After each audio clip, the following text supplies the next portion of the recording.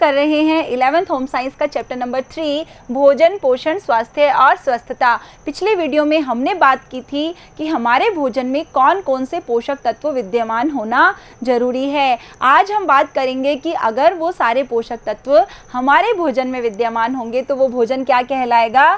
संतुलित आहार। तो आइए शुरू करते हैं हमारा चैप्टर। संतुलित आहार वह है जिसमें विभिन्न प्रकार के वे सभी खाद्य पदार्थ शामिल होते हैं जिसमें दैनिक आवश्यकता के सभी अनिवार्य पोषक तत्व होते हैं, जैसे प्रोटीन, कार्बोहाइड्रेट, वसा, खनिज, लवण, रेशे इत्यादि। और ये सारे के सारे पोषक तत्व बिल्कुल उचित मात्रा और सही अनुपात में विद्यमान होने चाहिए, तभी वो आहार संतुलित आहार कहलाएगा। अगर इन पोषक तत्वों की मात्रा सही नहीं है या हमारे आहार में इनका अनुपात सही नहीं है तो ऐसा आहार, ऐसा भोजन संतुलित आहार नहीं कहलाएगा। उसे हम एक बैलेंस डाइट नहीं कहेंगे। बच्चों देखिए, यहाँ एक शब्द लिखा हुआ है दैनिक आवश्यकता। इससे आशय ये है कि ये जितने भी पोषक तत्व हैं ये हमारे दैनिक आवश्यकता के हैं। ऐसा नहीं है कि हमने किसी दिन इसको छोड़ दिया, किसी दिन इसको छोड़ दिया, या एक हफ्ता हमने ले लिया वसा, अगले हफ्ते हमने ले लिया सिर्फ विटामिन, एक महीना हमने ले लिए केवल खनिज, लवण। नहीं, ये सारे के सारे पोषक तत्व हमारे भोजन में दैनिक रूप से अनिवार्य हैं, तभी वो आहार क्या कहलाता है? संतुलित आहार, यानी कि बैलेंस डाइट। और संतुलित आहार अच्छे स्वास्थ्य के लिए और स्वास्थ्य को बनाए रखने में सहायक होता है। जब हम संतुलित आहार लेते हैं तो हमारा स्वास्थ्य अच्छा होता है, और अगर हमारा स्वास्थ्य ऑलरेडी अच्छा होता है तो संतुलित आहार उसे हमेशा ही अच्छा बनाए रखता है। हम कभी बीमार नहीं होते। आपने देखा होगा जो लोग अच्छा भोजन लेते हैं, जिनका स्वास्थ्य अच्छा होता है, उनके बाल अच्छे होते हैं, उनका चेहरा चमक रहा होता है, वो निराश नहीं होते, हमेशा ऊर्जा से भरे हुए होते हैं, उनको थकान बहुत कम महसूस होती है। इसलिए हमें संतुलित आहार लेना बहुत ज़रूरी है।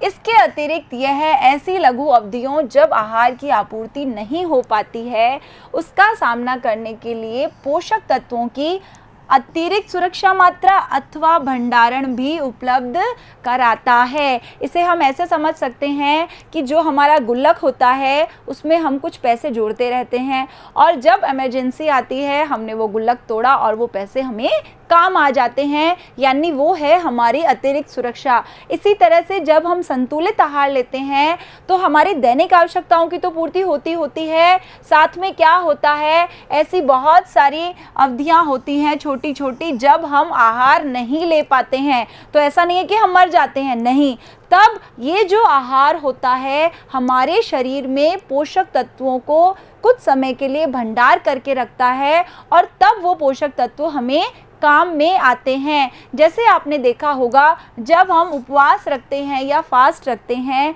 और हम कुछ नहीं खाते, तब भी हमें थोड़ी बहुत एनर्जी होती है, तब भी हम अपने कार्य कर रहे होते हैं। क्यों?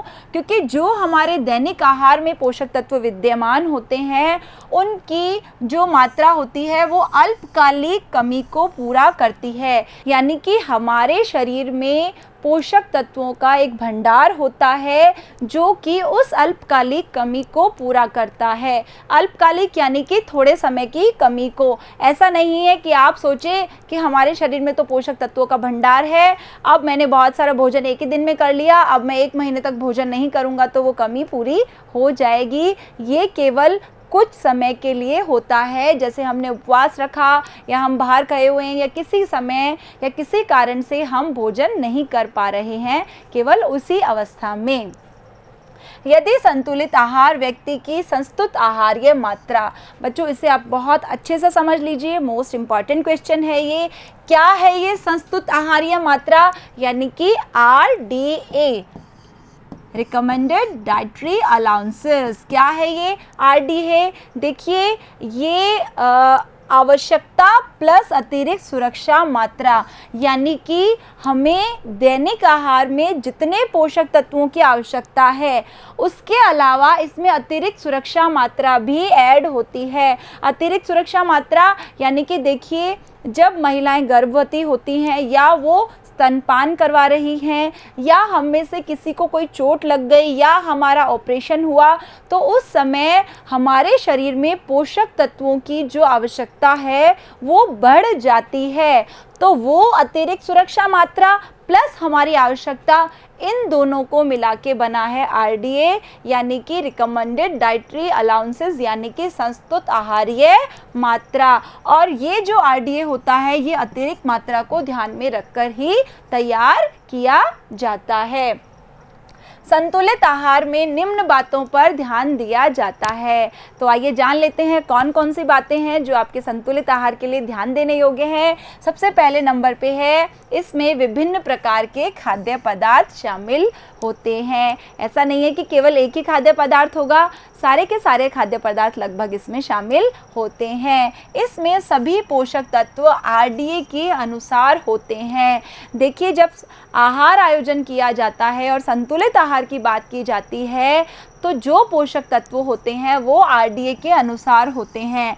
RDA के अनुसार होने का यहाँ आशय है कि उसमें आवश्यकता प्लस अतिरिक्त सुरक्षा मात्रा भी होती है। इसमें सही अनुपात में पोषक तत्व शामिल होते हैं। सही अनुपात से यहाँ आशय है कि अगर हमारे शरीर में कुछ पोषक तत्वों की कमी हो जाती है तो हमें अनेक प्रकार के रोग हो जाते हैं, वहीं अगर उनकी अधिकता हो जाती है तो भी हमारा शरीर स्वस्थ नहीं होता, तब भी हमारे शरीर में बहुत सारे रोग हो जाते हैं। आपने देखा होगा विटामिन A की कमी होती है तो आंखों से संबंधित रोग हो जाते हैं, नाइट ब्लाइंडनेस, विटामिन D की कमी हो गई तो उसके रोग अलग हो जाते हैं। तो यानी कि ना ही अनुपात कम होना चाहिए, बिल्कुल उचित मात्रा होनी चाहिए, ना कम ना ज़्यादा।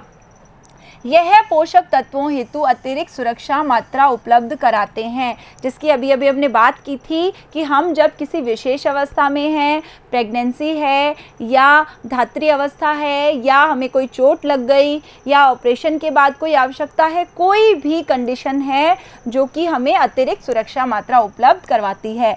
अच्छे स्वास्थ्य को बनाए रखने के लिए हमने बात की थी पिछले वीडियो में कि अगर हम संतुलित आहार लेते हैं तो हमारा स्वास्थ्य अच्छा होता है। अगर हमारा स्वास्थ्य ऑलरेडी अच्छा है तो उसको ये बचाए रखने में मदद करता है संतुलित आहार।